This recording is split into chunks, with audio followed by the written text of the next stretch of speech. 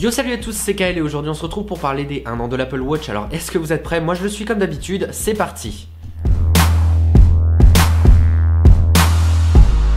Si vous aviez loupé le coche, sachez que ce dimanche 24 avril 2016, nous fêtions les 1 an de l'Apple Watch. Faute avouée à moitié pardonnée, donc je vous propose qu'on se fasse pardonner tous ensemble. Je vais vous demander de souffler très très fort. Joyeux anniversaire Apple Watch. Bah vous soufflez ou pas? Allez, trêve de conneries, je vous propose qu'on fasse le bilan de suite. Alors l'Apple Watch aurait été vendu à peu près 12 millions d'exemplaires, ce qui est absolument énorme pour un tout nouveau marché. Mais l'Apple Watch, qu'est-ce que c'est? Eh bien c'est simplement un appareil qui va vous permettre d'avoir différents usages directement depuis votre poignet. Au-delà de donner l'heure bien entendu, l'Apple Watch vous permet de recevoir vos notifications sur votre poignet. Elle vous permet également d'accéder à vos applications favorites en un clin d'œil. Et c'est également un outil de suivi sportif. Donc pour tous les sportifs, l'Apple Watch est faite pour vous. Elle a surtout été conçue pour faire gagner du temps à l'utilisateur qui la porte et qui possède un iPhone. Alors on le sait très bien, l'année 2015 était l'année des wearables, donc ces objets que l'on porte sur soi, et c'était particulièrement l'année des montres connectées. Et le moins qu'on puisse dire, c'est qu'Apple a vraiment bien sorti son épingle du jeu. Les développeurs ont également été assez efficaces puisque les jours ou les semaines suivant la sortie de l'Apple Watch, beaucoup d'applications ont été rendues compatibles avec cette dernière. En un an, nous avons connu deux versions de WatchOS, donc là aussi la WatchOS 1 et WatchOS 2. La première version ne gérait pas les applications natives et ne prenait pas en charge les complications personnalisées. Tout cela a bien entendu été corrigé avec WatchOS 2 puisque beaucoup d'utilisateurs réclamaient ces fonctions-là. Les outils de sport et surtout les outils de santé sont extrêmement efficaces et sont extrêmement bien pensés. Apple a fait un très joli travail là-dessus et on voit qu'au bout d'un an, les données sont toujours aussi fiables et toujours aussi précises. On a également vu que la personnalisation était vraiment un sujet assez important pour Apple. Aujourd'hui, il est vraiment possible d'acquérir une multitude de bracelets différents, que ce soit des bracelets officiels ou des bracelets tiers d'ailleurs. Et Apple a même sorti deux nouveaux coloris pour son modèle d'Apple Watch Sport, la version or et la version or rose. Sur WatchOS 2, plusieurs cadrans ont d'ailleurs été rajoutés pour pousser un petit peu plus la personnalisation. En termes de durabilité, c'est ce qu'on pouvait se demander au tout départ, et bien la montre vieillit très bien. Moi qui la porte tous les jours depuis un an, je peux vous garantir que l'Apple Watch n'a pas bougé, elle n'a pas de rayures, de grosses rayures,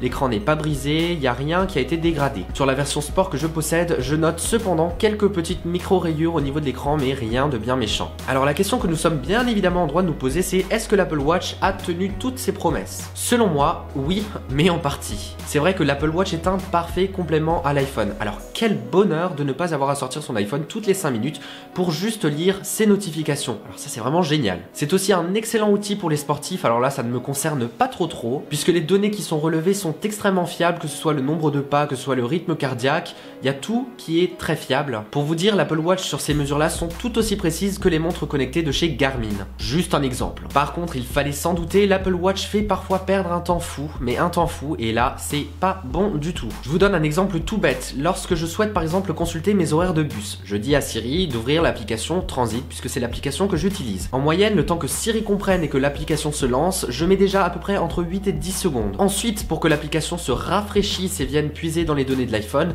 il y a 10 autres secondes qui se rajoutent. Au total, j'ai perdu entre 20 et 25 secondes pour savoir uniquement quand est-ce que mon bus allait venir. Alors que sur l'iPhone, il suffit d'ouvrir l'application se met à jour en temps réel et là ça prend à peu près 5 secondes avec Touch ID. Un autre petit exemple, moi qui utilise le système Philips Hue pour éclairer mon appartement, quand je demande à Siri d'allumer mes lumières, eh bien ça prend en moyenne une dizaine de secondes. Tandis que sur l'iPhone, les lumières s'allument instantanément et ça c'est vraiment rageant pour quelque chose qui était censé me faire gagner du temps. Bon, bien entendu, lorsqu'il s'agit de répondre à des SMS, là c'est vraiment très pratique, il suffit juste de répondre oralement et le message s'envoie instantanément. Il n'y a donc pas besoin de rester figé sur son Apple Watch pour voir si le message a bien été envoyé ou pas, puisque le message s'envoie de lui-même. Donc je pense que la version 2 viendra fortement améliorer ce point-là, qui est pour l'instant une très grosse ombre au tableau. Autre point très agréable, l'autonomie de l'Apple Watch. Moi je l'utilise à peu près 2 jours entièrement et je n'ai pas besoin de la recharger toutes les nuits. C'est quelque chose qui avait vraiment fait scandale au tout début, le fait de devoir recharger sa montre toutes les nuits, et bien finalement il n'en est rien,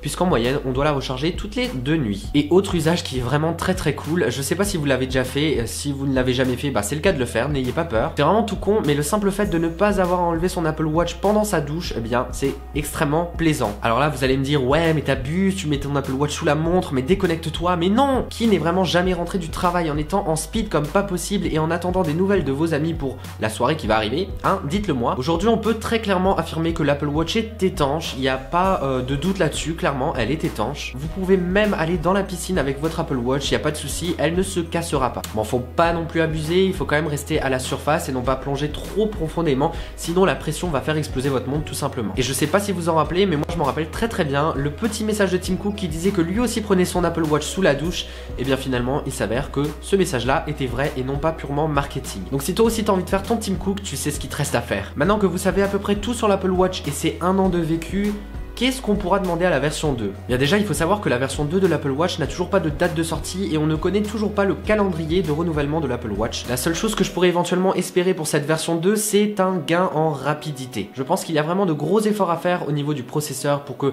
les applications répondent plus rapidement, puisqu'encore une fois, il n'y a rien de plus rageant que de perdre du temps là où on aurait dû en gagner tout simplement. Ces points-là me font d'ailleurs utiliser de moins en moins mon Apple Watch pour les tâches les plus basiques, comme je vous le disais tout à l'heure, pour consulter mes horaires de bus, etc., etc. En ce qui concerne la personnalisation, je pense que nous sommes parfaitement en droit de demander un petit peu plus de personnalisation justement sur les cadrans. Aujourd'hui, Apple n'autorise pas les cadrans tiers, donc en fait on se contente de ce qu'Apple nous propose. Et il faut dire qu'on a rapidement fait le tour malgré la multitude de cadrans qu'Apple propose par défaut. On peut aussi se demander si le marché des montres connectées est encore viable. Là où on pouvait voir dans tous les salons en 2015 des montres connectées de tous les fabricants du monde entier, j'ai l'impression qu'en 2016 la donne a un petit peu changé et que la priorité est plutôt sur les casques de réalité virtuelle. Est-ce qu'Apple pourra continuer à vendre autant de montres qu'elle l'a fait en 2015? C'est vraiment une question très légitime. Aujourd'hui, vous êtes encore extrêmement nombreux à trouver qu'une Apple Watch ne sert à rien et que quand vous avez un iPhone, vous avez déjà l'essentiel. Si la concurrence a baissé les bras, est-ce qu'Apple en fera de même? Eh bien, c'est la réponse que l'on aura certainement cette année ou bien l'année prochaine.